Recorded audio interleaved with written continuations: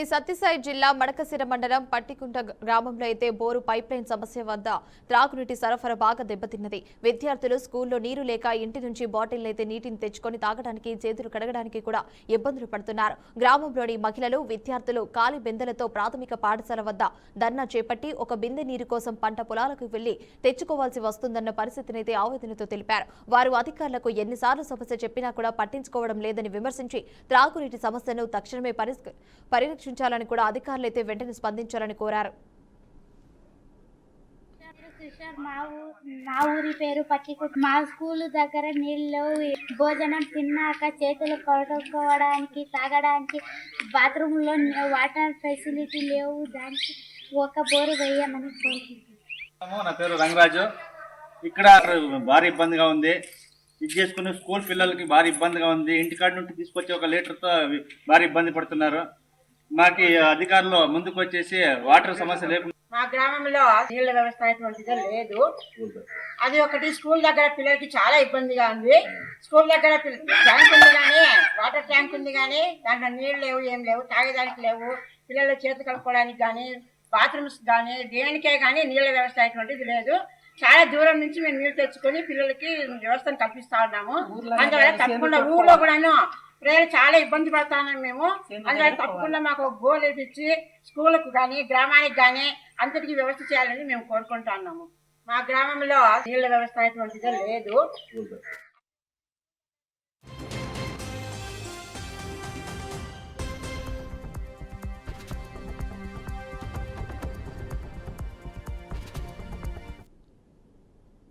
నారాయణపేట జిల్లా మక్తల్ మున్సిపాలిటీ 6వ ward BJP అభ్యర్థి అయినటువంటి ఎరుకలి మహాదేవ్ ఇటీవలే ఆత్మహత్య చేసుకుని మృతి చెందారు. వారి కుటుంబ సభ్యులను రాష్ట్ర ఎస్టీ కమిషన్ సభ్యుడు జాటౌతు హుస్సేన్ పరామర్శించారు.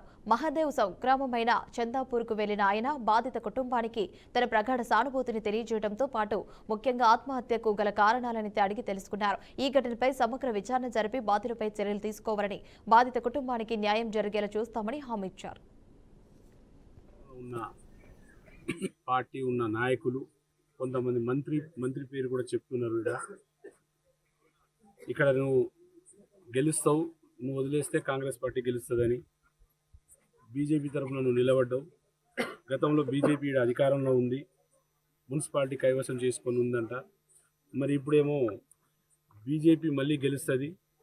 ఒక్కొక్క వార్డుకి ఒక్కొక్క రకంగా ఇబ్బంది పెడుతూ అధికారానికి చేతిలో గుప్పెట్లో పెట్టుకోవాలనే ఉద్దేశంతో ఇదని ఇబ్బంది పెట్టిరని చెప్పి చుట్టుపక్కల కొంతమంది చెప్పడం జరిగింది. అలాగే సూసైడ్ తర్వాత కూడా మార్నింగ్ బలవంతంగా కొంతమంది పోలీసు వారితోని బలవంతంగా స్టేట్మెంట్ కూడా రాయించుకోవడం జరిగిందని. మార్నింగ్ 8:30కి ఎఫ్ఐఆర్ అయిందని అంటున్నారు. 10:30కు సంతకం చేయించుకుంటున్నారు వాళ్ళ మిస్సెస్తోని. వాళ్ళ ఆవిడ 10:30కు సైన్ చేసింది, 8:30కే స్టేట్మెంట్ తీసుకుంది అంటున్నారు. ఇది ఎక్కడి సిస్టమ్ ఇది? ఆమె సంతకం చేసినాక కదా నువ్వు ఎఫ్ఐఆర్ చేయాలి. ఎఫ్ఐఆర్ కాకముందే, ఎఫ్ఐఆర్ అయిపోయినాక నువ్వు సంతకాలు చేసుకుంటావు. అమ్మాయితోని వీళ్ళు రాసుకొచ్చిన స్టేట్మెంట్ రాయించుకొని ఆమె చదువు రాదు, ఏం రాదు, ఎక్కడ సంతకం చేయమంటే చేసినా ఆమె అందరు సాక్షాత్ మీడియా ముందు చెప్పింది, మా ఆయనని ఇబ్బంది పెట్టిరు, మమ్మల్ని ఇబ్బంది పెట్టిరు, చాలా థ్రెటన్ చేసిండు, నేను భయపడుతున్నా, నన్ను బతకనియరు అనే వాయిస్ కూడా మార్నింగ్ ఇచ్చిరని చెప్పేసి మీడియా వాళ్ళే మీరే చెప్పాలి. మాకు సంగారెడ్డి పట్టణం పోతిరెడ్డిపల్లిలో శ్రద్ధ ప్రైవేటు పాఠశాలలో అయితే అగ్ని ప్రమాదం సంభవించింది. ఒక్కసారిగా పాఠశాల భవనానికి మంటలు వ్యాపించాయి. మున్సిపల్ ఎన్నికల నేపథ్యంలో పాఠశాలకు సెలవు కావడంతో పెను ప్రమాదం తప్పింది. సమాచారం అందుకున్న ఫైర్ సిబ్బంది ఘటనస్థలానికి చేరుకుని మంటలనైతే అదుపు చేశారు. విద్యుత్ షార్ట్ సర్క్యూట్ కారణంగా మంటలు చెలరేగినట్లు కూడా పోలీసులు భావిస్తున్నారు.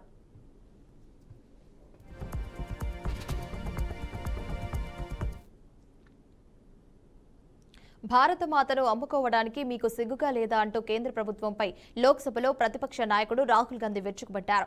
భారత్ అమెరికా వాణిజ్య ఒప్పందం మనం పూర్తిగా యుఎస్కు సరెండర్ కావడంతో సమానమని కూడా ఆరోపించారు. సుంకాలను తగ్గించిందని, మన ప్రభుత్వం భారతీయ డేటాను వారికి అప్పగించడంతో పాటు విదేశీ సంస్థలకు కూడా 20 ఏళ్లు ట్యాక్స్ హాలిడే ప్రకటించిందని కూడా ధ్వజమెత్తారు. మన రైతులను యాంత్రీకరణ కూడా కూడిన అమెరికన్ వ్యవసాయంతో పోటీకి గురి చేస్తోందని, వస్త్ర రంగాన్ని బలహీనపరిచిందని మరియు ఇంధన భద్రతను రాజీ పడేసిందని ఆయన పేర్కొన్నారు. not ashamed of selling India? Do you have no shame of selling India? You have sold our mother, Bharat Mata. Do you have no shame? But sir, the interesting thing is,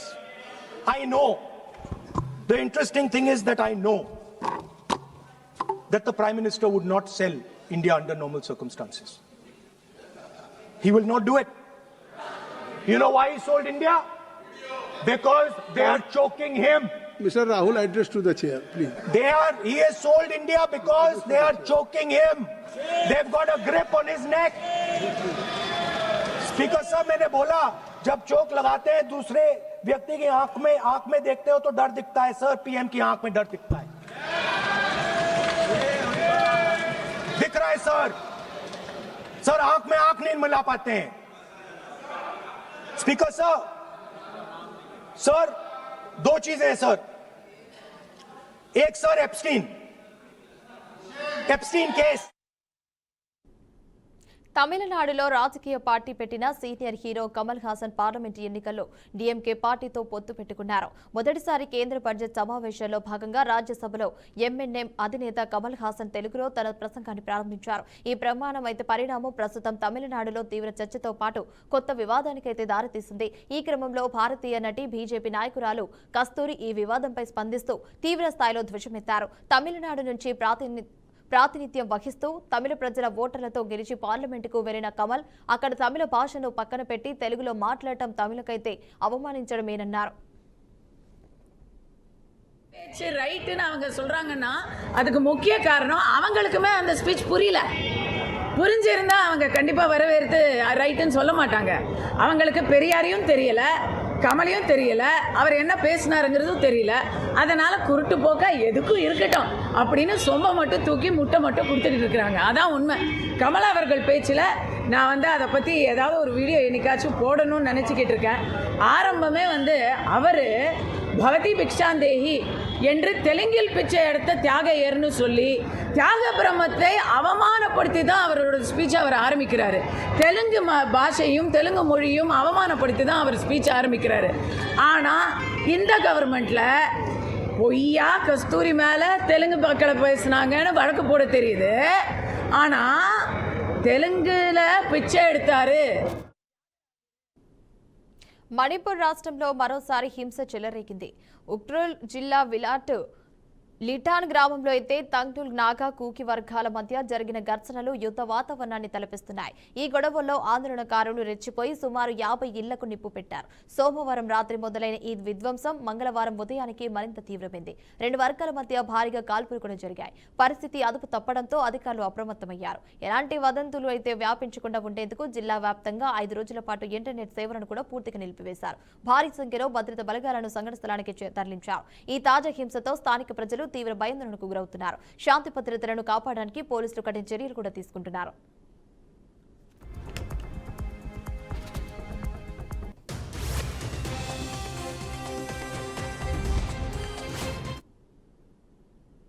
కేంద్ర మంత్రి అయినటువంటి కిషన్ రెడ్డి రాష్ట్ర ప్రభుత్వంపై విమర్శలు గుప్పించారు. రాష్ట్ర ప్రభుత్వం కేవలం కార్పొరేషన్ల సంఖ్య పెంచుకోవడానికి మాత్రమే దృష్టి పెడుతుందని, ప్రజలకు మౌలిక సదుపాయాలు కల్పించడంలో పూర్తిగా విఫలమయ్యిందని ఎద్దేవా చేశారు. కోర్ ఏరియా ప్రాంతాల్లో కనీసం రోడ్లు లేవని, డ్రైనేజీల వ్యవస్థ పూర్తి ఓవర్ఫ్లో అవుతుందని కూడా ఆరోపించారు. రాజకీయాలకు అతీతంగా ప్రజాభిప్రాయ సేకరణ లేకుండా ప్రభుత్వం వ్యవహరిస్తుందని కిషన్ రెడ్డి ఆరోపించారు. 2 కార్పొరేషన్స్ జిహెచ్ఎంసీతో పాటు మరో కొత్త 2 కార్పొరేషన్స్ హైదరాబాద్ చుట్టుపక్కల ఉన్నటువంటి ప్రాంతాలను కలిపి ఈరోజు 3 కార్పొరేషన్స్గా నోటిఫికేషన్ ఇచ్చారు. మళ్ళీ ఎందుకంటే జిహెచ్ఎంసీ నుంచి కొన్ని డివైడ్ చేసి గతంలో ఉన్నటువంటి జిహెచ్ఎంసీకి సంబంధించినటువంటి కొన్ని డివిజన్స్ను విభజించి 3 కార్పొరేషన్స్గా డివైడ్ చేయడం జరిగింది. ఇది 2007లో ఇక్కడ జిహెచ్ఎంసీ ఏర్పడింది, greater municipal corporation of Hyderabad. ఈ 3 కార్పొరేషన్స్ కలిపితే 2053 స్క్వేర్ కిలోమీటర్స్గా పెంచడం జరిగింది. వాళ్ళు ఎంతసేపు ఈ కార్పొరేషన్స్ పెంచుకుందాము అనేటువంటి ఆలోచనే తప్ప కార్పొరేషన్లో ఏ రకంగా మౌలిక వసతులు కలుపుతామనేటువంటి ప్లానింగ్ లేదు ఈ ప్రభుత్వానికి. ఇది కోర్ ఏరియాకి సంబంధించినటువంటి ప్రాంతాలలో ఈరోజు రోడ్లు పాడైపోయి డ్రైనేజ్ ఓవర్ఫ్లో అవుతుంది. జూబ్లీహిల్స్ లాంటి ప్రాంతంలో మీరు ఎలక్షన్లో మనం తిరుగుంటారు. ఎంత భయంకరంగా రోడ్డు డ్రైనేజ్ ఓవర్ఫ్లో అవుతుంది. వర్షం వస్తే కాలు తీసి కాలు పెట్టినటువంటి పరిస్థితుల్లో ఈరోజు కోర్ ఏరియా ఉంటే దాన్ని 650 స్క్వేర్ కిలోమీటర్స్ నుంచి తీసుకెళ్ళి 2053 స్క్వేర్ కిలోమీటర్స్గా మీరు మారిస్తే అర్థం పర్థం లేకుండా కనీసము 10 మందితో చర్చిద్దాము, ప్రజాభిప్రాయ సేకరణ చేద్దాము, ప్రజలకు మేలు జరిగే విధంగా చర్యలు తీసుకుందాము. ఇందులో రాజకీయాలు లేవు. అది కూడా రాజకీయాలు లేనప్పుడు కొంచెం చర్చించి చేస్తే కెనడాలో మరోసారి కాల్పుల ఘటన తీవ్ర విషాదాన్ని నింపింది.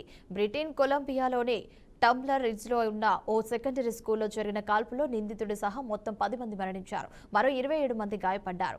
టంబ్లర్ రిడ్జ్ సెకండరీ స్కూల్తో పాటు సమీపంలో ఉన్న ఓ నివాస గృహంలో కూడా కాల్పులు జరిగాయి. సమాచారం అందుకున్న వెంటనే పోలీసులు స్కూల్ను అయితే చుట్టుముట్టారు. లోపల గాలింపు చర్యలు చేపట్టగా పలువురు మృత్యువాత పడి ఉండటాన్నైతే గుర్తించారు. నిందితుడు కూడా తనను తాను కాల్చుకొని ఆత్మహత్య చేసుకున్నట్లు కూడా ప్రాథమికంగా నిర్ధారించారు. ఈ ఘటనలో స్కూల్లో 6 ఆసుపత్రికి తరలిస్తుండగా 1, నివాస గృహంలో 2 మరణించారు.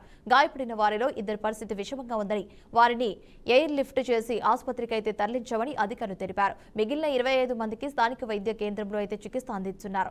ఈ దాడికి గల కారణాలు ఇంకా తెలియరాలేదని BC RCMP major crime unit దర్యాప్తు అయితే చేపట్టింది. పోలీసులు కూడా వెల్లడించినట్టు తెలుస్తోంది.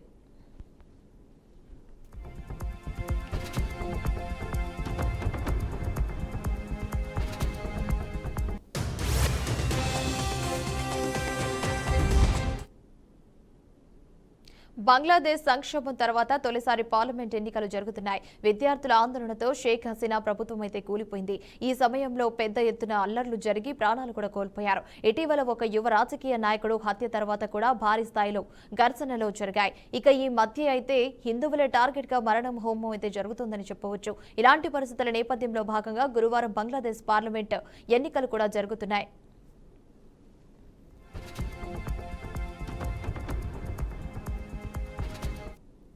గురువారం ఉదయం 7:30 పోలింగ్ ప్రారంభం కానుంది. 300 స్థానాలకు గాను 299 స్థానాలకు ఓటింగ్ అయితే జరగనుంది.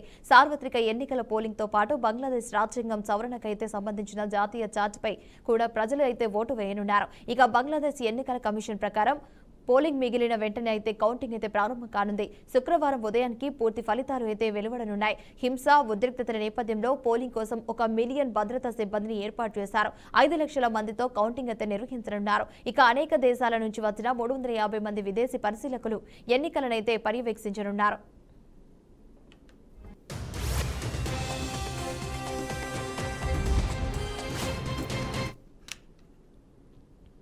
ఇక టీ20 ప్రపంచ కప్ లో ఆసక్తికర మ్యాచ్ అయితే జరిగింది. గుజరాత్ లోని నరేంద్ర మోదీ మైదానం వేదికగా సౌత్ ఆఫ్రికా వర్సెస్ ఆఫ్ఘనిస్తాన్ మధ్య మ్యాచ్ అయితే జరిగింది. ఈ మ్యాచ్ లో తొలుత బ్యాటింగ్ చేసిన సౌత్ ఆఫ్రికా 20 ఓవర్లలో 6 వికెట్ల నష్టానికి 187 పరుగులు చేసింది. ఆఫ్ఘనిస్తాన్ కూడా ఎక్కడ తగ్గకుండా అద్భుతంగా రాణించింది. 19.4 ఓవర్లో సరిగ్గా 187 పరుగులు చేసి ఆల్అవుట్ అయింది. దీంతో సూపర్ ఓవర్ వేయాల్సి ఉంది. అయితే అనూహ్యంగా సూపర్ ఓవర్లలోనూ 2 జట్లు 17 నుంచి 17 పరుగులు చేశాయి. దీంతో రెండో సూపర్ ఓవర్ కూడా పెట్టారు. ఈ సూపర్ ఓవర్ను అయితే సౌత్ ఆఫ్రికా బ్యాటర్లు కూడా అదరగొట్టారు. 6 బంతుల్లో ఏకంగా 23 పరుగులు చేశారు. 24 పరుగుల లక్ష్య ఛేదనలో భాగంగా ఆఫ్ఘన్లైతే బ్యాటర్లు సైతం రఫ్ఫాడించారని చెప్పాలి. 6 బంతుల్లో 2 వికెట్లు కోల్పోయి 19 పరుగులు చేశారు. దీంతో సౌత్ ఆఫ్రికా విజయం కూడా సాధించింది.